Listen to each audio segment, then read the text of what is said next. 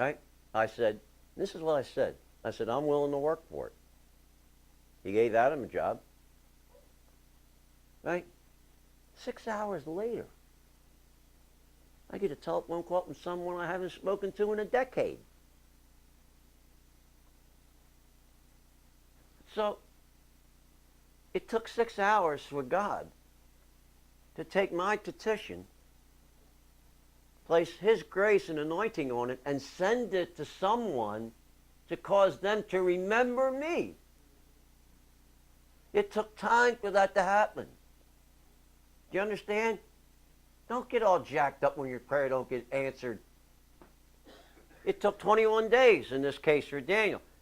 I prayed things that I didn't come to pass for 5 years. All of a sudden it showed up and God reminded me. Well, I had to get this and I had to align that and this had to align and that had to align.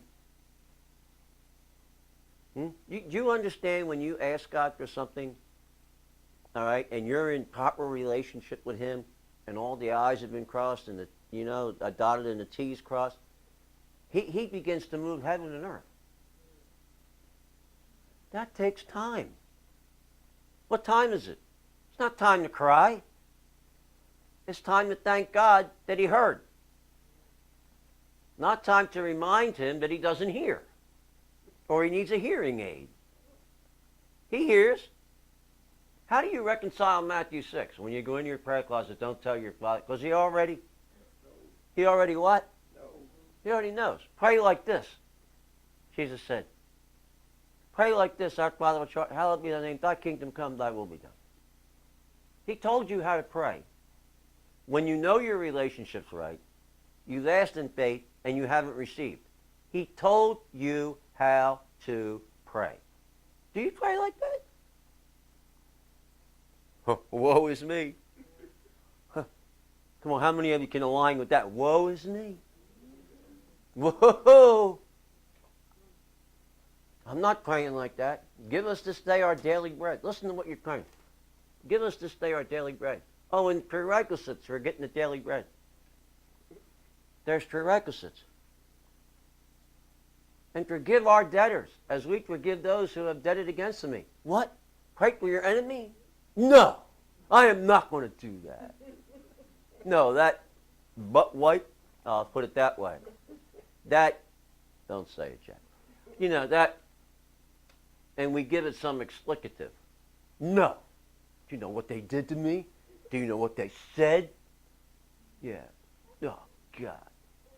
Do you know how they destroyed my... What character? What are you talking about character?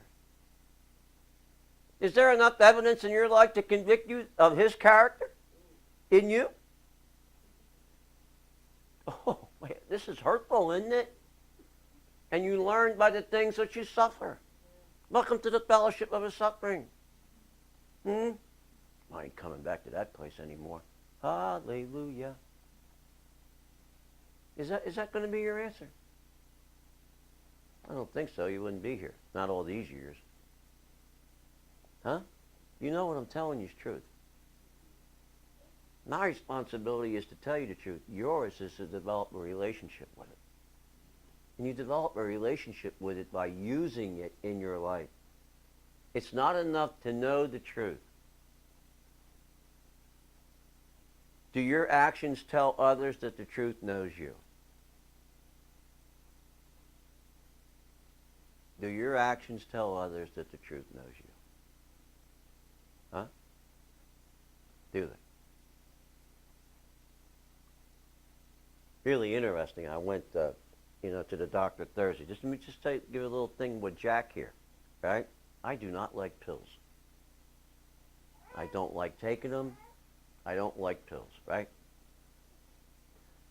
So anyway, I'm Thursday, and he says to me, Linda's sitting there, Biggie rat. Don't ever take your wife to the doctor with you. Biggie rat. So I'm sitting there, and he says, is this all the medication you take? And I went, yeah. And she goes, She goes, I said, oh, yeah, Dr. Spencer gave me this propoxetine or whatever it's called. But I haven't been taking it. I just really forget to take it, which is the truth. I haven't taken it in so long, I just forget it. And she told me I was to take this medication 3 times a day. And I said, what is it? And she says, it oxygenates the blood. I had no idea. It oxygenates the blood. It's not an antibiotic. It's not something for the blood cells or anything. It puts oxygen into the blood. Allows oxygen to move the blood through your system freely and faster to bring healing. And that's what they're concerned with here with the radiation, what it killed. I said, but I'm not taking it. He said, what do you hear this? He said, and who prescribed this medicine? I said, Dr. Sharon Spencer. He goes, really? I went. And then it dawned on me. Oh, my God, he's going to tell her.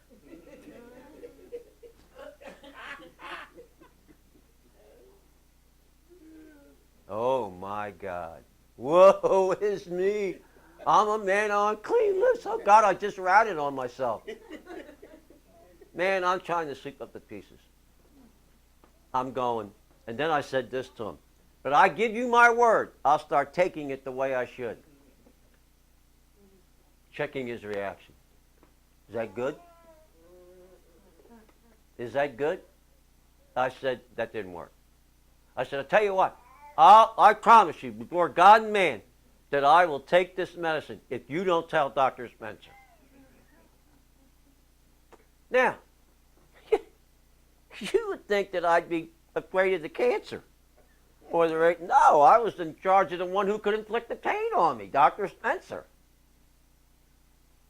He goes, tell you what, Mr. Roach, you got a deal. You start taking the medicine, and I won't tell Dr. Spencer. We revisited that conversation how many times? Huh? Many in the course of the next 45 minutes. And I kept saying, you're not going to tell her, are you? He looked at me and he said, you don't take the medicine? I said, yes, sir, we got a deal. 5 minutes later, I'd say, you're not going to tell her, are you? So you think you're the only one that's got a problem. Right? He goes, you going to take the medicine? His answer was the same. He wouldn't compromise with me. Freaking guy drove me nuts. Right? Because I thought I was intelligent. Right? Oh, it gets worse.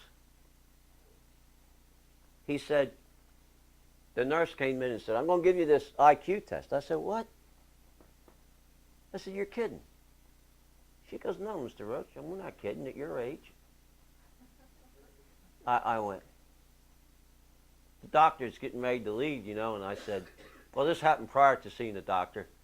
The last thing I said to the doctor, going out the door of the clinic, I said, I changed the tactic. I said, you and I have an agreement, right? A covenant.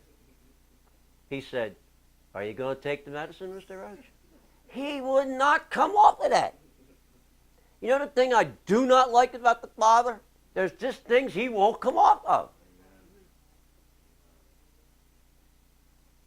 He went, going to take the medicine, Mr. Roach? I said, yeah. I came home that night. I ate.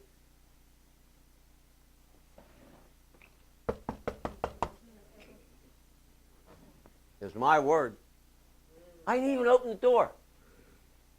I just started to it. Take the medicine, Jack.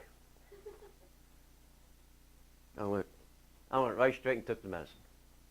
I took that medicine. My God, my head started going around, dizzy. I'm going, what on earth is this? I mean, I got symptoms like you can't. Quiet, Lindsay, you'll get yours. Right? My head's going around, and I hear this voice inside of me saying, you shouldn't have took the medicine, Jack. That's why you quit last time, remember? Because it didn't make you feel good. I'm going, oh, my God. I mean, I would get up and start walking sideways.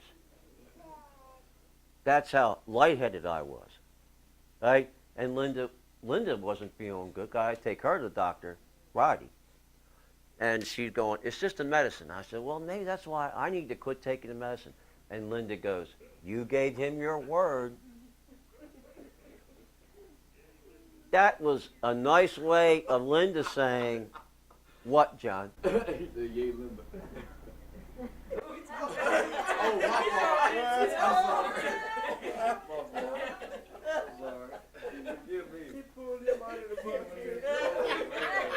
I better hear the whoa Lord did here. Yeah. All right. Yeah. So I went to bed that night, got up the next morning, I ate, took the medicine. I noticed, hey, my head's not as light. Ate lunch yesterday. You know what I learned? If I don't want the symptoms, I have to eat. One took care of the other. Linda and I both are really bad on that. If we get fixated on like a project, we'll skip lunch, breakfast, dinner. You know, we'll just go on and on. Woe is me. Yes. Right? Let me hear it. Whoa.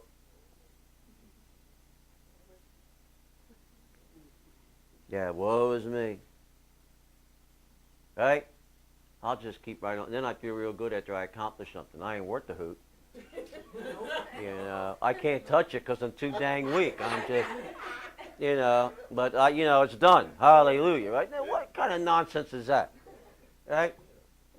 So, and today, I've taken about 6 pills now on time, the way I should. And believe it or not, I feel like this cloud is lifting off of me. My blood, the life was in the blood. So they come in, the nurse comes in, let me finish it out with this. And I never did get to Daniel 9, did I? So anyway, she comes in and says, well, we want to test you. And I knew what the test was for. It's for Alzheimer's, right? And I don't have Alzheimer's. I have sometimes, but not Alzheimer's. What are you laughing at? Every one of you in this room suffers from sometimes. Come on. You opened the door and went, what am I here for now? I mean, why am I here? Right? Where's my car keys? Honey, have you seen my purse? Come on. Yeah, don't look at me and go, what's she talking about? You know darn right well what I'm talking about. You're all guilty. It happens when you walk through doors. For me, it happens when I walk through like doors into another room. Thank you, Rachel. That eases my pain, sweetheart. Thank you so much. The rest of you, right? So she says, I'm going to give you 3 words. Remember these 3 words because I'm going to come back to them. I said, okay. She went Tiger, Hope, and Daisy. Tiger, Hope, and Daisy. She said, now remember them. Say them words after me. I said, Tiger, Hope, and Daisy. She says, say it again. I went, I felt like I was in kindergarten. I felt like I was going to get a box of crayons. Please, I'm talking. You know? Yeah, Tiger, Hope, and Daisy. She goes on and asks me all kinds of questions. She says, before you point to the door, please point to the ceiling. I mean, you got to really think about that. Before you point to the door, point to the ceiling.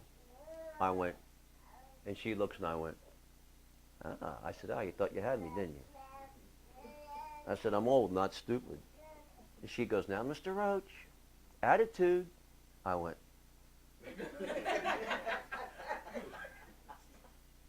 No, sometimes. Sometimes my attitude just, all right? God, I hate this job.